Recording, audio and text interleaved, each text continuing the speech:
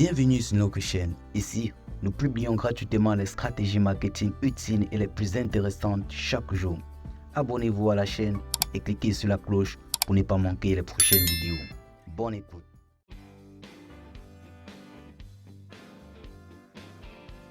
Podcast peut être un bon complément à un blog, à une entreprise, à une chaîne YouTube ou même une activité en soi. Mais comment lancer un podcast qui cartonne ? Votre podcast doit être ciblé sur un thème clé très spécifique. Par exemple, le jardinage. Idéalement, vous avez peu de concurrents dans ce domaine. Si de nombreux autres podcasts ciblent la même thématique, trouvez un angle différent pour sortir du lot. Par exemple, les jardins citadins. Pour chaque podcast lié à votre thématique, ayez un mot-clé en tête. Ce sera plus facile pour le ciblage. Soignez bien la couverture de votre podcast, un peu comme la pochette d'un disque. Elle doit sortir du lot pour attirer l'attention et donner envie. Avant de lancer votre podcast, ayez au moins 5 épisodes préenregistrés que vous pourrez diffuser à des intervalles assez rapprochés afin de créer l'élan nécessaire et montrer aux plateformes comme iTunes que vous obtenez rapidement de l'intérêt et des téléchargements. Votre audience est habituée à un standard de qualité élevé comme à la radio. Assurez-vous d'avoir un matériel audio de qualité afin de pouvoir enregistrer votre podcast dans un endroit adéquat, bien insonorisé, où votre voix sera mise en valeur. La valeur de production doit donc être très élevée. D'ailleurs, vous pouvez créer un habillage sonore avec une musique et quelques mots qui annoncent votre podcast au début et à la fin de chaque épisode. Cette signature sonore va créer une cohérence entre les épisodes de votre podcast. Si vous podcastez à plusieurs, créez éventuellement un petit jingle musical pour annoncer chaque intervenant, de sorte que l'auditeur ait un repère sonore lorsque vous passez d'une personne à l'autre. Vous pouvez aussi souligner certaines parties du podcast avec quelques notes de musique. Le contenu de votre podcast est fondamental. Vous devez créer un contenu que les gens aiment écouter et qui les tienne en haleine jusqu'à la fin. Pour ce faire, créez des podcasts divertissants, intéressants et informatifs. Vous pouvez prendre un problème que votre audience rencontre souvent et articuler la solution sous forme de podcast. Durant votre podcast, dites à votre audience de laisser un avis sur la plateforme iTunes.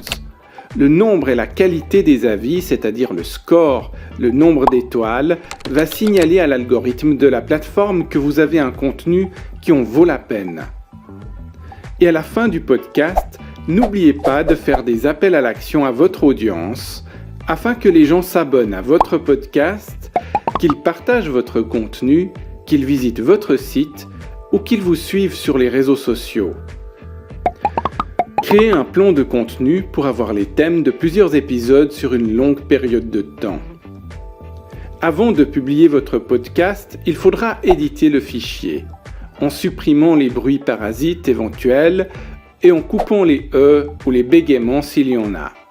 Durant la phase d'édition, vous enlèverez aussi toutes les parties superflues pour ne garder que le cœur du message que vous voulez faire passer. N'oubliez pas l'importance des silences.